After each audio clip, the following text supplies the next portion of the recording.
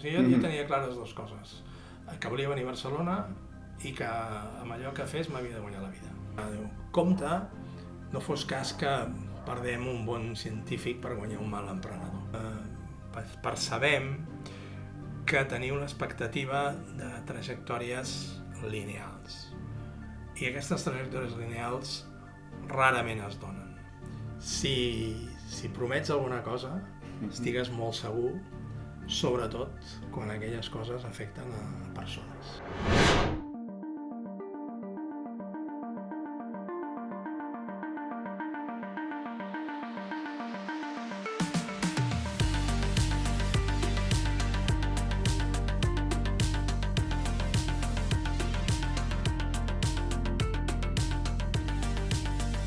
Benvolguts i benvolgudes al Citoplasma, aquest espai de ciència que avui tenim el plaer de compartir amb en Xavier Tastà.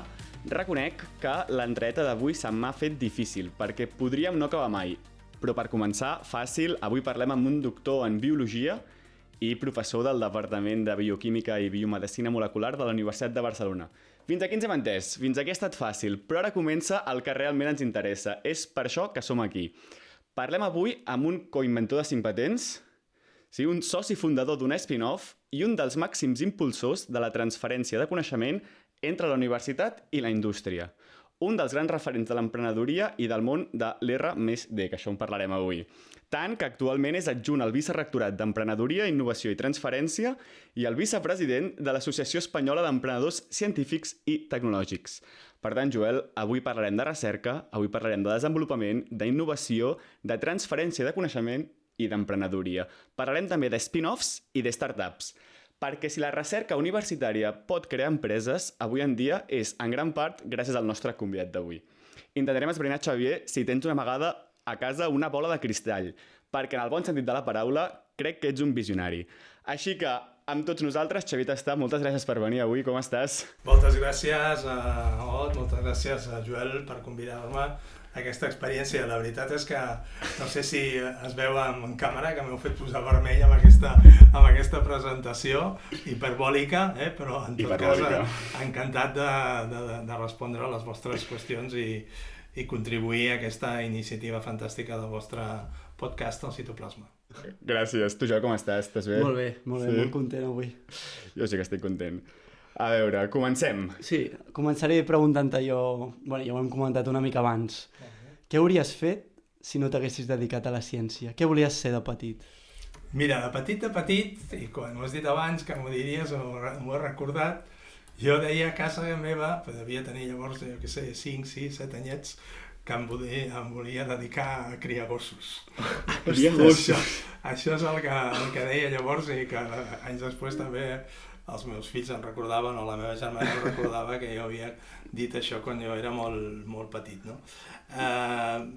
El món de la ciència em va anar interessant progressivament i sobretot va ser ja en el batxillerat, a partir de converses amb amics, en particular amb un amic molt concret, amb el que després vam fer conjuntament biologia i que ens dedicàvem a llegir llibres de genètica, de Dobzhansky, d'Ayala, d'Oparin. Penseu que, mira, just aquest dissabte hem celebrat els 45 anys que la meva promoció va acabar el que llavors era la llicenciatura de Biologia, és a dir, 4 dies. 4 dies. I això vol dir que estàvem a l'any, quan vam començar, estàvem a l'any 74, poca broma, i no feia tant que es havia descobert l'estructura de doble hèlix del DNA, el Watson i Crick, no? Llavors, i també hi havia els experiments d'Oparin que van posar de manifest la possibilitat de generació de molècules orgàniques a partir de molècules inorgàniques, a partir de les radiacions, determinades reaccions químiques, i jo crec que vam estar molt influïts per aquest moment, no? Llegia bastant en aquella època i jo ja vaig continuar, no? Tant és així que al final aquest amic meu, que es diu Joan i que sempre s'ha vigut molta més biologia que jo, però que en canvi no s'ha dedicat a la biologia, doncs vàrem dubtar entre estudiar química i estudiar biologia i al final ens vàrem decantar per la biologia perquè ens semblava que era una manera d'intentar aproximar-nos a la complexitat i a la complexitat de la vida. Perquè llavors, si no haguessis fet biologia, si poguessis triar avui, et diuen, Xavi, demà vas a la universitat. Jo crec que essencialment escolliria igualment una disciplina vinculada al món bio. També és cert que amb el pas dels anys també m'ha interessat molt l'economia, no? Però sempre més des d'un punt de vista de curiositat, perquè és evident que l'economia marca molt el que succeeix al món, no? Les tendències econòmiques, les crisis, la desigualtat i tot això. Però des d'un punt de vista de ciència, de contingut de ciència, crec que seguiria apostant per una titulació del món bio. No sé si ciències biomèdiques, com ho fem vosaltres. Nosaltres som uns ferms defensors, vull dir, aquí ens hi trobaràs. Bioquímica o biotecnologia, però sí que una de l'àmbit de les ciències de la vida. Que comencés per bio. Eso. Llavors tu marxes de Figueres per anar a Barcelona... Sí, i això és una altra cosa que jo tenia molt clar. Per circumstàncies personals i familiars, jo tenia molt clar que volia venir a la capital, a la gran ciutat. Metròpolis. Jo em sento molt figuerenc, em sento molt empordanès, però jo vaig tenir molt clar que jo volia desenvolupar, si era possible, la meva vida professional a Barcelona. De fet, en aquell moment encara no hi havia la Universitat de Girona, però sí que hi havia el Col·legi Universitari de Girona, i hauria tingut la possibilitat, potser, de fer els 3 primers anys, el que llavors es deia el primer cicle, a la Universitat de Girona, en el Col·legi Universitat de Girona, que depenia de la Universitat Autònoma, i els 2 últims anys de l'Autònoma. Però, afortunadament, vaig poder venir directament a Barcelona i fer els 5 anys a Barcelona. I què és el que t'atrau de venir a Barcelona?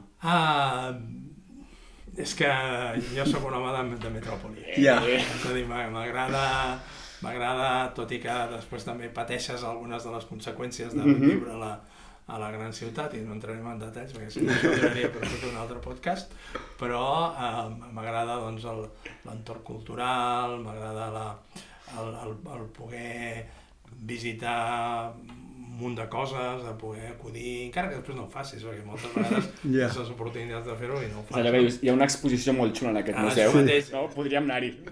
Sí, probablement la llista d'exposicions que m'he deixat perdre és més llarga de les que he anat al final, no? Però en tot cas el fet que això hi sigui, que hi hagi concerts, que hi hagi, sobretot això, la gran diversitat també d'oportunitats, perquè per exemple, la feina que jo he fet no l'hauria pogut fer a l'entorn d'allò. Val a dir que en aquella època i encara ara molts companys de Figueres del meu curs, d'altres disciplines o de cursos següents, molts van tornar cap a Figueres o cap a Girona, plenament respectable, evidentment.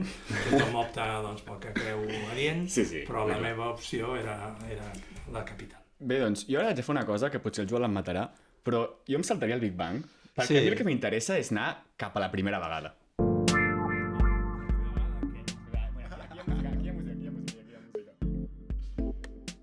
La primera vegada en un laboratori.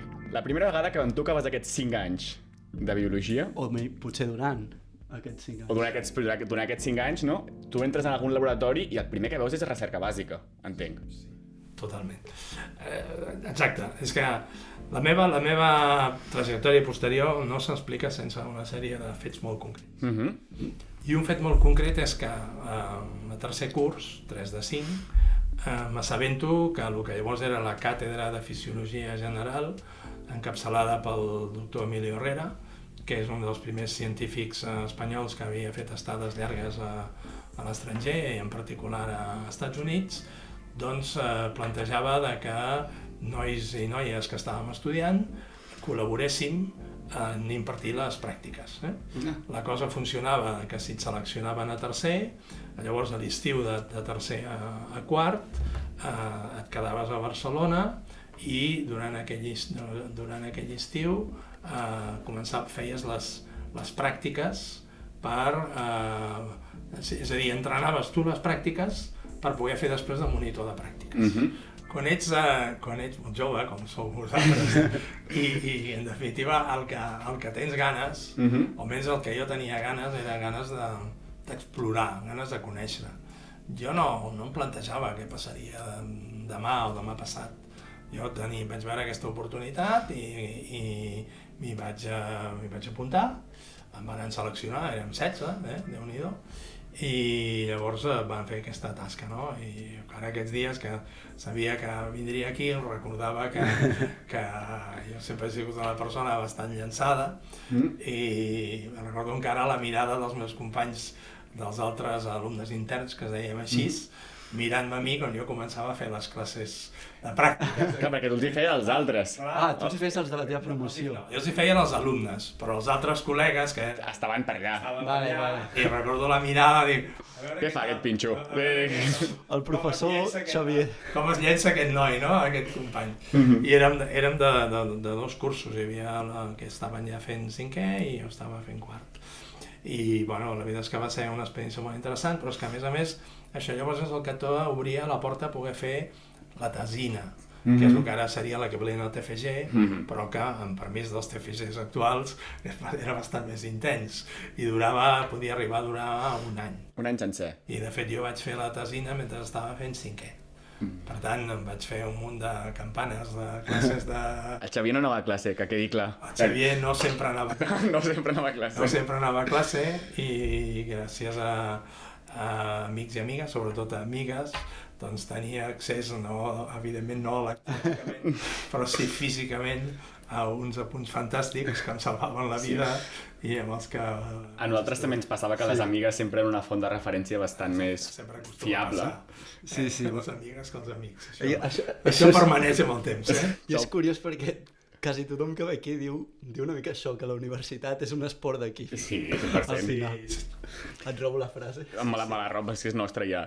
I llavors, clar, tu fas la tesina, que seria el TFG actual, i en aquell moment sí que tu vols dedicar-te a la recerca bàsica. Sí, tampoc no va ser... Tu m'has preguntat que per què vaig venir aquí, no? O sigui, jo tenia clares dues coses, que volia venir a Barcelona i que amb allò que fes m'havia de guanyar la vida. I les circumstàncies van propiciar que a partir de fer la tesina pogués optar a una plaça d'on llavors es deia professor ajudant.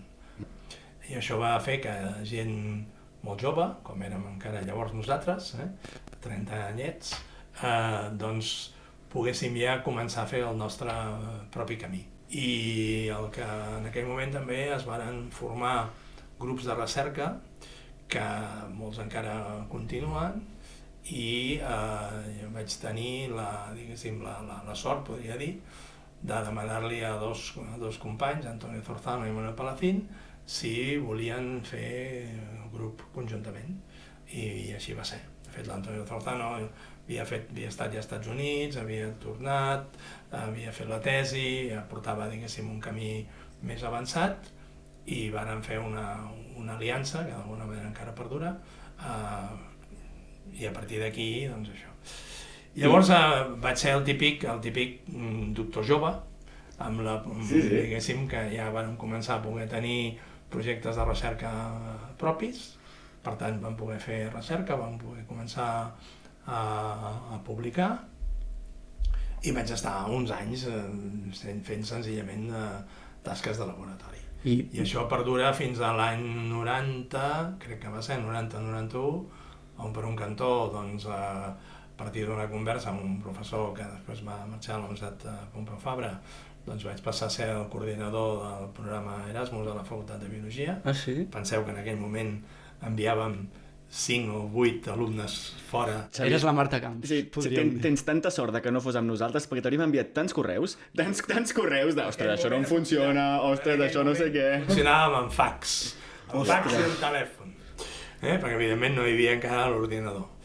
I per un cantó i per l'altre cantó vaig acceptar ser vicedegà de la Facultat de Biologia. Un moment, abans de moure'ns cap al Xavier Explorador, per dir-ho d'aquesta manera, m'agradaria també saber quin és el motor que et mou des de que fas la tesina fins que arribes a muntar el teu grup i acabes aquí, en aquest punt on hem arribat ara, què t'emportes d'aquí? Què t'agrada? No és el meu grup, és el grup de... El grup Bueno, anès. sí, perdó. Sempre és la curiositat. A mi el que sempre m'ha mogut és la curiositat i alguna cosa que pot semblar molt pretensiosa, no? Que és les ganes d'impactar, no? De deixar una mica d'empremta. Ho fem, els professors ho fem a través dels alumnes, no? Però també es pot fer d'altres maneres i d'altres vies, no? I el que sí va succeir, i això és una cosa que tampoc no te'n dones compte, potser d'avui per demà, no?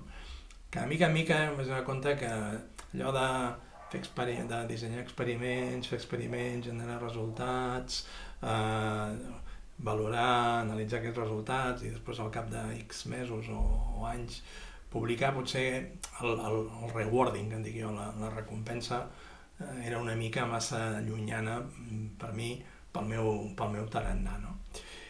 Però una vegada més no és una qüestió que jo busqués, sinó que m'ho vaig trobar d'alguna forma. El que sí que jo tenia la inquietud, i això sí que dius, i per què? I a vegades que quan mires endarrere dius, i tu per què tenies aquesta inquietud? Tenia la inquietud d'estimular o d'afavorir la relació entre la universitat i la societat, això sí.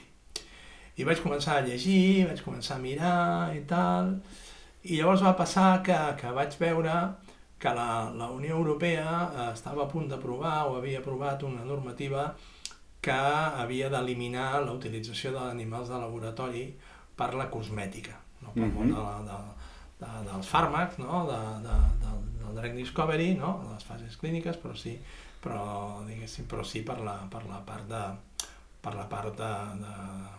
de cosmètica. I llavors vaig pensar que estaria bé llançar un curs sobre toxicologia in vitro. Però què passava? Aquí pràcticament ningú en sabia.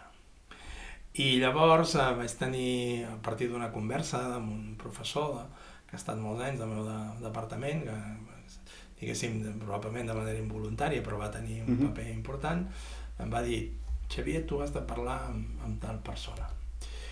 I aquesta persona eren 2 persones de la Fundació Mosquer Gimpera. I aquestes 2 persones de la Fundació Mosquer Gimpera em varen ajudar perquè els vaig dir, m'agradaria fer això, no tenim ningú format amb això per poder-ho fer, l'hauríem de formar.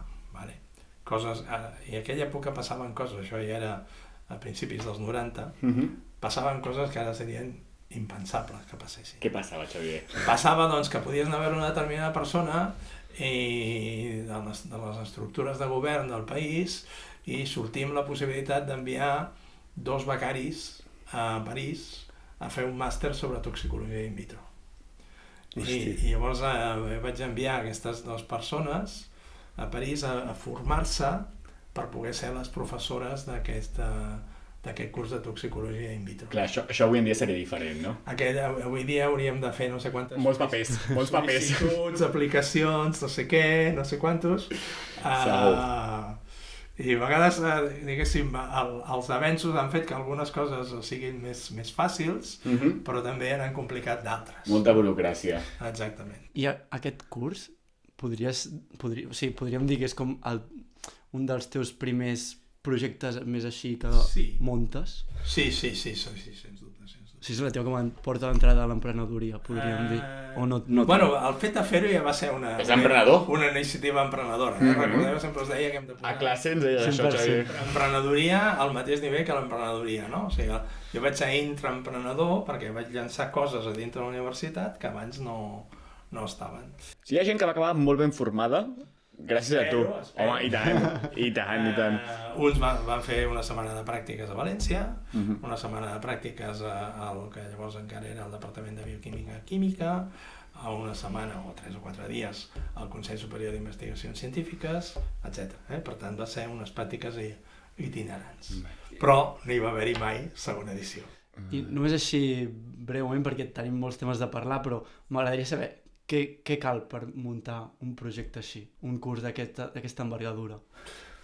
l'envergadura des del punt de vista de dimensió no era molt gran, el que era gran era l'ambició, perquè realment plantejar allò doncs cal persistència, voluntat i no defallir.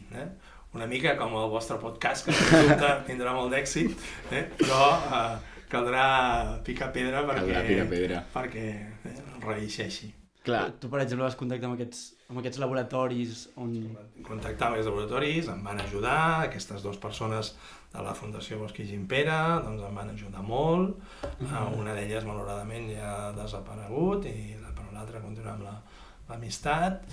I després, de fet, aquest curs va ser la porta que, a partir d'una reunió també a la Fundació Bosch i Gimpera, em trobés, i llavors ara ja sí, estem a l'any 96, que em diguessin vine, que necessitem algú que impulsi la transferència de coneixement.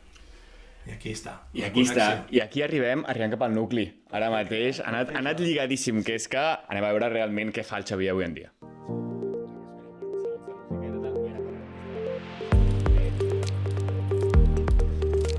Llavors, Xavier, tu l'any 96 entres a la Fundació Bosch i Gimpera per començar a gestionar la transferència de coneixement. És a dir, suposo que és complicat al principi perquè és una posició una mica innovadora. Aquí hi ha un punt essencial que també es dona en molts altres àmbits, no? Que és, per un cantó, no em feia por, potser, digueu-me, insensat, però, per altra banda, doncs, potser a aquella època m'havia donat compte que moltes coses és el learning by doing, no? Per tant, jo anava allà amb la meva inquietud, anava allà en aquelles alçades ja un bastant bon coneixement de la Universitat de Barcelona, i anava amb la voluntat de potenciar la relació entre la universitat i la societat. I el primer que vaig fer és analitzar on érem, i la segona cosa que vaig fer, que alguna persona que encara està a la Fundació se'n recorda, és parlar amb tothom. Entendre què feia allà la gent i com ho feia i tal. I què vol dir analitzar on érem? Com estaven els resultats... A nivell científic. I a nivell de projectes. Em vaig dedicar a analitzar una mica amb qui es feien els contractes, amb qui es feien els convenis, què s'havia de fer, tal. Val a dir que jo, en aquesta persona, que en aquell moment era el director i va ser-ho molts anys, director general de la Fundació Bosch i Gimpera, Francesc Santacana, malauradament desaparegut, quan em va demanar això també li vaig dir sí, però jo no ho puc fer sol. I també em van fer cas. En aquell moment tu podies anar demanant gent i a tu et feien cas, no, Xavier? Més o menys. En poques paraules. Més o menys. Perquè després, més endavant, a les preguntes que m'heu passat, hi ha una que diu quina és una de les teves cagades més importants. Sí, això ja arribarem després. Després ens ho expliques. Quedeu-vos fins al final, si ho voleu saber. Exacte. No, però Xavier, en aquest moment tu entres a la Bosch i Gimpera, no, per fer el que és la transferència de coneixement. Llavors, potenciar la transferència de coneixement. Si haguessis d'explicar a una persona que no n'ha sentit mai a parlar, què diries que és la transferència de coneixement? La transferència de coneixement és intentar identificar resultats de recerca que es generen en els entorns públics, departaments universitaris, centres de recerca, i mirar de quina forma es poden traslladar, transferir a la societat, és a dir, transformar-los en aplicació, transformar-los en innovació. De fet, també un dels punts rellevants d'aquell moment és que vam compartir la visió de la que transferència de coneixement no és un objectiu en si mateix, sinó que és un instrument. Un instrument de què? De la innovació, que és el que acaba impactant en darrer terme a la societat. I aquesta innovació pot arribar a la societat quan es tracta de transferir resultats de la recerca, bàsicament per tres camins que continuen sent molt vàlids encara. Quins són aquests tres camins? Els tres camins són el que se'n diu la recerca per contracte, és a dir, que el món de l'empresa està interessat en capacitats que hi ha en el món de la universitat i, per tant, encarrega unes tasques de R+D, uns serveis tecnològics, etc. Aquest seria el primer i el més extens a Catalunya i en el conjunt d'Espanya també. La via de que quan a partir del resultat de la recerca es genera propietat intel·lectual, es mira si aquesta propietat intel·lectual es pot protegir essencialment a través d'una patent, i una vegada protegit, doncs, les persones responsables de l'àrea busquen si aquesta propietat intel·lectual es pot comercialitzar, es pot llicenciar, i la tercera seria per la via de la creació de noves iniciatives empresarials que, com sabeu, quan sorgeixen d'un entorn preexistent s'anomenen spin-off. Per tant, aquesta subtipologia de startups que són les spin-off. La creació de la nostra, juntament amb l'Antonio Zorzal, amb Manuel Palacini i altres persones, com Luc Martí, que és un noi francès que va venir aquí de postdoc i continua aquí a Catalunya actualment col·laborant amb startups, no hi ha la nostra perquè la vam haver de tancar. Doncs, de fet, això es va donar quan jo ja no estava a la Fundació Bosch i Gimpera, sinó que havia passat a col·laborar amb una altra entitat, que és la Fundació Catalana per a la Recerca i la Innovació. I com és aquest procés de crear un spin-off? És a dir, tu com ho vas viure? O quins són els passos que potser van ser els més importants? Tu tot aquest aprenentatge ja el coneixies d'haver estat a la Fundació Bosch i Gimpera? Sí, perquè abans de respondre el que em pregunta l'Ot, vaig tenir la gran sort que vaig aterrar en aquest món l'any 96 i al voltant del 99, 2000, 2001 vam viure un canvi important de percepció respecte per part de l'administració pública i en particular per part de la que ara és Acció, que llavors era CIDEM, de la possible contribució des de la Universitat al desenvolupament econòmic. Acció és l'Agència de Desenvolupament Econòmic de Catalunya i fins a aquell moment no valoraven massa, per dir-ho d'alguna forma, la possible contribució del món de la universitat.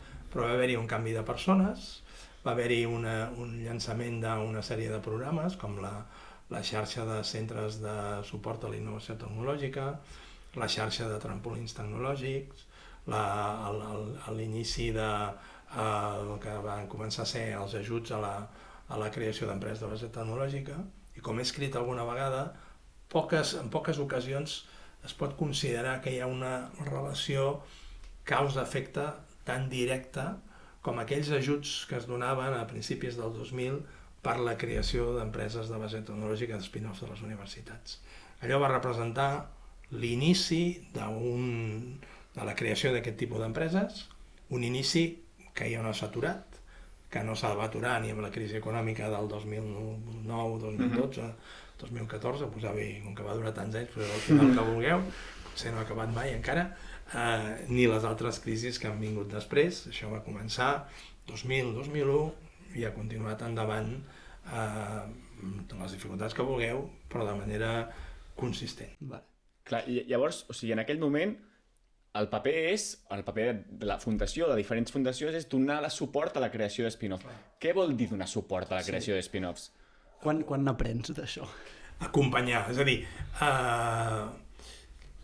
en el tema de l'emprenedoria, ningú pot fer el paper que han de fer els emprenedors. En aquell moment, i encara ara, si voleu, clar, un debat que hi havia, diu, compte, no fos cas que perdem un bon científic per guanyar un mal emprenedor. Està clar. Què vol dir? Preguntes què vol dir? Doncs bàsicament vol dir, per exemple, en aquell cas volia dir analitzar les possibilitats de que allò pogués esdevenir un spin-off, mirar si es complien els requisits, ajudar-los a fer un primer business plan, tot això vol dir. I això no ha canviat. El que passa és que llavors només era un parell de llocs que et podien acompanyar a fer aquest procés, i ara hi ha un munt d'incubadores, hi ha un munt de venture builders, hi ha un munt de llocs on pots acudir perquè t'ajudin i t'acompanyin en aquest procés, igual que hi ha un munt de vies per les quals puguis intentar aconseguir recursos per fer-ho. Un debat que sempre hi ha aquí, que encara avui dia també és molt vigent, és el moment adient de fer això. Probablement vist en perspectiva, nosaltres que vam crear l'empresa a partir de llicenciar aquella empresa que es deia Gen Medica Therapeutics, les patents que tu comentaves abans, ens vàrem anticipar. Ens vàrem anticipar en el temps i probablement ens vàrem anticipar en l'espai. Vàrem fitxar un CEO que venia de fora amb referències positives, però no totes les aventures surten bé. Va viure, després d'haver patit diferents situacions complexes fins al 2018, però finalment els accionistes, nosaltres érem ja superminoritaris, varen considerar que allò no era viable. Ens pots explicar una mica exactament? Perquè tu ho has dit així, sí, aquelles patents que vam fer. Què vol dir això? Com sorgeix aquesta spin-off? A través de quin coneixement? Sorgeix a partir de resultats de la recerca del nostre grup i de col·laboracions amb químics orgànics que ens van permetre dissenyar unes molècules potencialment actives en el tractament de la diabetes. Vale. I és que jo aquest matí, justament, parlava amb una persona que ara vol triar carrera. I em deia, jo tinc un problema que és que jo no em voldria dedicar tota la meva vida en un laboratori. Llavors m'han parlat de les spin-offs, m'han parlat de les startups. Què li diries, potser, Xavier, a aquesta noia? Ja està fent la llicenciatura. Ha de triar grau i ella no vol dedicar-se al que sigui exclusivament laboratori. Ell pensa, potser jo m'agradaria fer un spin-off, tal. Què és el que per on hem de començar? Per l'spin-off, no. No, clar, per l'spin-off no, si hem de començar per tenir una cosa més sòlida. L'spin-off pot ser molt sòlida, però no arribi el moment. S'ha de començar pels fonaments, des del meu punt de vista. I els fonaments per mi és un coneixement bàsic i extens. I això t'ho pot donar, si m'ho permeteu dir, amb permís dels meus companys de la Facultat de Biologia, t'ho poden donar molts graus científics. Si a ell o a ella li interessa el món bio, doncs ja sap on ha d'anar. Ha d'anar cap a alguna d'aquestes titulacions, però també es pot interessar pel camp de la física, pel camp de la nanotecnologia, pel camp de l'enginyeria biomèdica. Hi ha molts àmbits per a través dels començar. Però és això, és el començar. Això no és el punt final, ni molt menys. Clar, ara tenim la noia que ha fet biotec, o biomedicina, o bioalgo. Què ha de fer ara? Doncs ara no sé, però el que ha hagut de fer mentre estava estudiant el bioalgo, la biocosa, que deia una amiga nostra, vosaltres sou de la biocosa. Doncs el que ha de fer és tenir els ulls, el nas i les oïdes obertes. Perquè és molt important estar al cas, i no només a través de xarxes, del que passa en el vostre entorn, en el seu entorn. I jo deia, és que el que has de fer és explorar.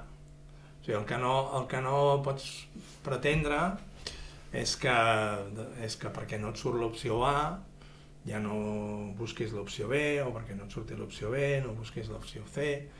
Opcions, i vosaltres ho sabeu perquè ja ho esteu experimentant, n'hi ha moltes, n'hi ha més que mai. Aconseguir allò que vols el primer dia i amb el retorn, digue-li salari o digue-li una altra cosa, desitjable, òbviament és molt complicat. Però el que està clar és que per poder arribar al punt B, primer has de passar pel punt A.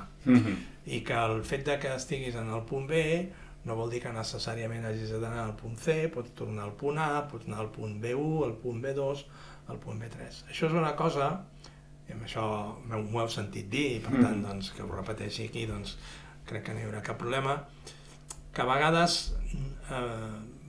percebem que teniu una expectativa de trajectòries lineals. I aquestes trajectòries lineals rarament es donen. Si es donen, bingo, xapó, fantàstic. Però si no es donen, tampoc no passa res. Perquè els camins a explorar són infinits i les prioritats són infinites. I sou molt joves i per tant doncs, no hi ha cap problema en poder explorar una mica i acceptar que et pots equivocar i tornar a intentar-ho, etc. Sí, potser després pel món de l'emprenedoria això és un aprenentatge clau, no? Si tu després vols ser emprenedor, has de poder fallar. Una de les coses que has d'acceptar si entres en el món de l'emprenedoria és que has d'acceptar que et pots equivocar i les coses que poden anar malament, sí. Sí, està claríssim. I una mica, bueno, no en oposició, però en aquesta línia, quin consell li donaries a una persona que vol fer moltes coses? Què, Joel, vols un consell, tu de sobte? No, bueno, sí, El Joel vol un consell. Ara sí, ha vingut un flashback, però no hi incidiré, com a mínim en l'enregistrament aquest. Li diria que comenci per un parell. Sí, aquesta conversa l'hem viscut, Jo diria que sí. Que comenci per un parell i que testegi i que, diguéssim... A veure, descartar no és oblidar. Descartar no és tancar dintre d'una caixa per sempre. Descartar vol dir que en un moment determinat doncs, et motiva més una cosa que una altra i al final el dia té 24 hores i unes quantes és desitjable dedicar-les al descans, no? Per tant, doncs, comenci per 2, per 3, com a molt. Dormir una mica, també. Descansar una mica, també. Això depèn de cadascú. Hi ha gent que en poques hores en té prou, hi ha altres que entenen que en necessiten més, etc. Llavors, jo diria que no s'obsessioni. La clau potser és no obsessionar-se. Que camini i no s'obsessioni. Li diré.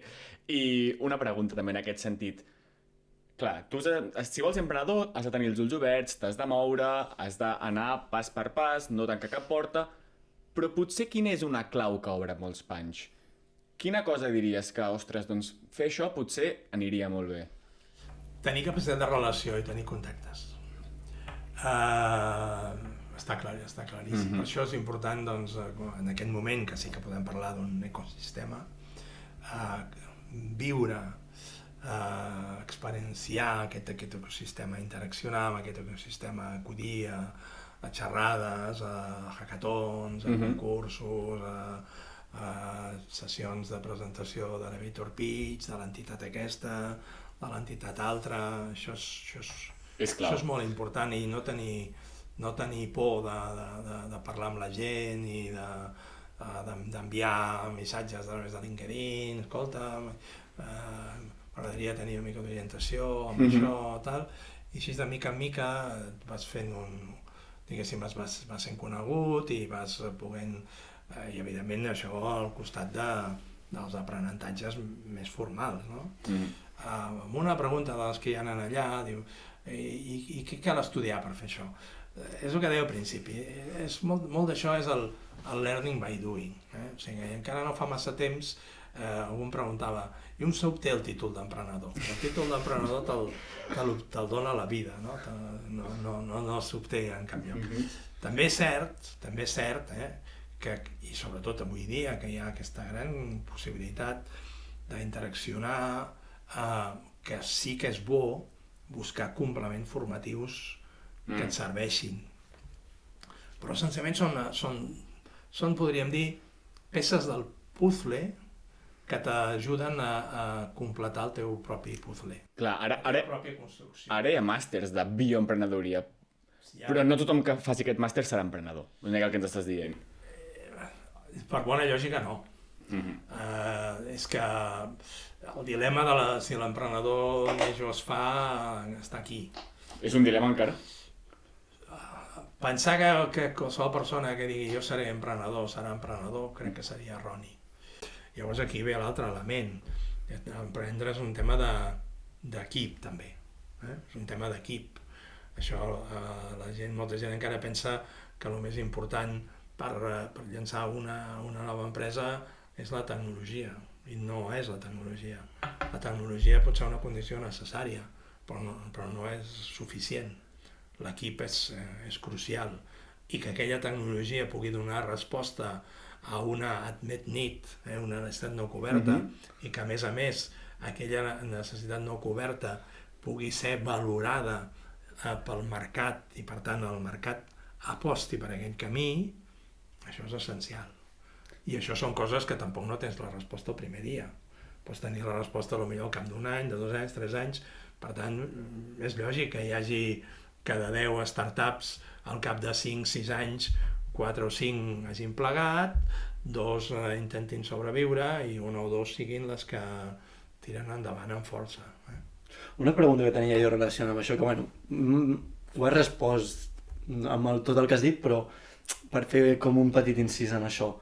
Llavors, una persona emprenedora, sobretot en el sector més potser que provens d'un camp bio o un camp molt científic, quin percentatge de coneixement, acció hauria de tenir?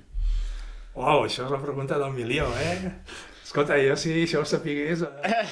No estaria aquí amb nosaltres, ara estaria al capdavant d'una super spin-off o una super startup.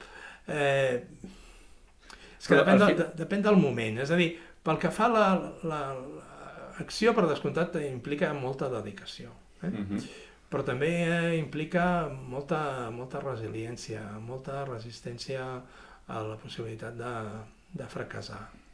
El coneixement ja propi, però tens manera de recolzar-te amb gent. I la gent en general és generosa. I la gent, si tu preguntes, ells et respondran. I aquella por que a vegades diu, i si li explico la meva idea i tal. Una idea no val res, pròpiament. L'important és que aquella idea realment es pugui plasmar. No diré que hagis d'anar plenament amb el pit descobert, perquè com en tots els mons... Hi ha gent de tot. Hi ha gent de tot, no seré jo qui digui el contrari, però és evident que si tu et quedes la cosa per tu, només per tu, difícilment allò tirarà endavant, no? Bé, doncs per acabar de donar 4 consells, passem cap a l'ingredient secret, que és la nostra última secció.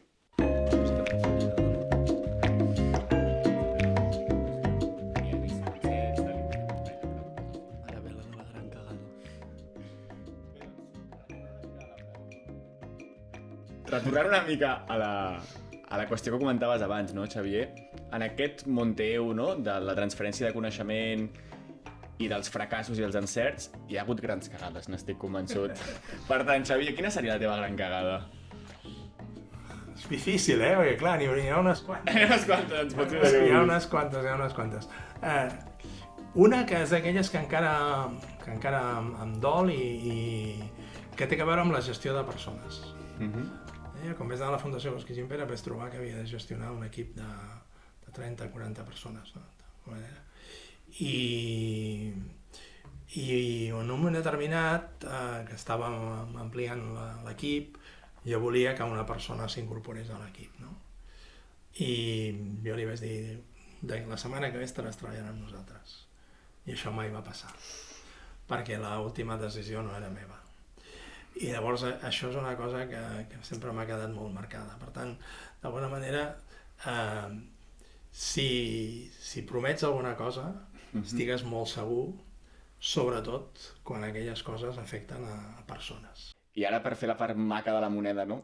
Quin ha sigut el teu gran encert? Allò que n'estàs molt orgullós. Haver estat obert a les diferents possibilitats i oportunitats que les circumstàncies m'han brindat i diguéssim, haver-me atrevit d'alguna manera a afrontar-les i fent una cosa que jo crec que també ha estat un encert meu, que és mantenir sempre el que dic jo, el campament base a la Universitat de Barcelona, que és el que jo m'estimo, i és el que, diguéssim, al cap i a la fi, jo sempre he sigut un professor que, a més de fer de profe, he fet altres coses, i estic molt content d'haver fet aquestes altres coses, però jo sempre m'he sentit una persona de l'àmbit públic, com és la Universitat de Barcelona, la Universitat Pública, i m'he sentit molt identificat amb el que representa l'esperit universitari i a la tasca que correspon al món de la universitat en la seva triple missió, la formació, la recerca i la connexió amb la societat, la dita tercera missió, és a dir, la transferència de coneixement. La teva. La meva destacada. La teva destacada. Que a més també estic molt content, i vosaltres sou també un fruit d'això, doncs haver pogut traslladar a l'àmbit de la docència l'experiència en el món de la transferència del coneixement i la innovació. Totalment. Obrint noves vies, obrint nous camins, noves formacions que avui dia cada vegada més percebem que els nois i noies hi estan i esteu interessats perquè la complexitat del món ho demana, i pensar que de forma que el 90% dels nostres estudiants de grau es dirigiran pura i simplement només cap al món de la recerca, avui dia no respon a la realitat, ni a la realitat dels interessos ni a la realitat social i econòmica. Es tracta de dir, escolta, fem bona recerca, i precisament perquè fem bona recerca mirem si a partir d'aquesta recerca podem fer-la arribar a la societat per donar resposta a necessitats socials diverses. Totalment. M'agradaria fer-te 2 preguntes més. Una que és molt simple i potser tendenciosa, i una altra que és més sobre la teva experiència. Un emprenedor en el camp bio és doctor? No té per què ser-ho, però podríem dir que no està gens malament que tingui... Però és que arribar a ser emprenedor és el resultat d'un procés, d'un camí. Per tant, tu pots fer el camí de començar a ser emprenedor, no sent doctor, i durant el camí fer la tesi, o pots fer la tesi i després fer el camí de ser emprenedor. Però això és clau, al final tots són camins. I com deia el poeta, doncs, al final l'important és el camí, no? I estiguis content amb el camí que fas. Llavors el camí et pot portar a diferents llocs, i has de procurar que el lloc allà on arribes també sigui satisfactori. Satisfactori també pot voler dir de maneres molt diverses, no? En definitiva, que el retorn que obtinguis, que no estem parlant només de retorn econòmic, moltes vegades no és ni el principal, i per descomptat no és l'únic, doncs pugui ser que et sentis bé, en definitiva. Per tant, una mica amb el que ens quedem és que si tenim una idea d'un projecte, comencem-lo. I si hem de fracassar, fracassarem. Prenem acció. Però prenem acció. Total. S'han de perseguir les il·lusions, s'han d'anar pels camins que hom creu que són els que poden donar aquest retorn i aquesta satisfacció, i temps a esmenar ja n'hi ha. I si no ho esmenes, doncs acceptar que la vida no sempre et porta per allà on tu creus que t'hauria de portar. Una última cosa. Digues, Joel. És que ara quedava molt bé tancar, però és que... Jo estava tancant. És que crec que és un tema que... I crec que a gent amb el teu perfil podria donar moltes respostes. Al final, una persona amb molta ambició, no en un sentit pretensiós, sinó en un sentit de que vol fer moltes coses perquè vol aprendre moltes coses. Com compagina la seva vida privada? O sigui, perquè a vegades és complicat trobar aquest equilibri, no? Això els hauries de preguntar als meus fills, que ara ja fa anys que volen pel seu compte, no? No sempre és fàcil. La vida acadèmica i la vida de l'emprenedor també no té horari. I això té una part positiva i una part negativa. Negativa segons com t'ho agafis. Vol dir que és molt habitual, i jo no conec ningú en aquest món que no ho hagi fet, que has de treballar o has de fer coses en moments, en dies i en hores que no són les habituals de les persones que tenen una feina que comença amb una hora i acaba amb una altra. Això cadascú ho porta com pot. Hi ha gent que ho porta millor, hi ha gent que ho porta pitjor. Normalment els que acostumen a portar-ho pitjor són les persones que t'envolten. I llavors és una qüestió de negociar, d'acordar d'alguna manera la manera aquesta manera de conciliar. Exactament, la paraula és conciliar, que no em sortia. Buscar aquestes formes de conciliació, que pot adoptar també vies molt diverses, no? Però és evident que ni la feina de qualsevol aspecte de la tasca acadèmica i qualsevol aspecte de la tasca de l'emprenedoria no és un horari de 8 a 3. Joel, tens més preguntes? No, ja està. Ja està, no en tens més? Li pots preguntar més després. Si no, ja farem un segon capítol. Un segon capítol o un cafè, i tant. Doncs res, només falta que donar-te les gràcies, Xavi, un altre cop per ser aquí. Gràcies. No, a vosaltres la veritat és que em va fer molta il·lusió quan em vau contactar per participar en aquest podcast, que us desitjo molt d'èxit i que seguirem amb atenció i res, francament sóc jo que us he de donar les gràcies a vosaltres. Portant és el camí, persistir, resiliència, acció, reflexió, etc. I tirar endavant. Doncs moltíssimes gràcies, moltes gràcies Xavier, moltes gràcies Joel. Moltes gràcies. I gràcies a tothom gràcies a tothom que ens acompanya des de casa. Una abraçada i ens veiem al proper capítol. Que vagi bé. Adéu. Apa, adéu.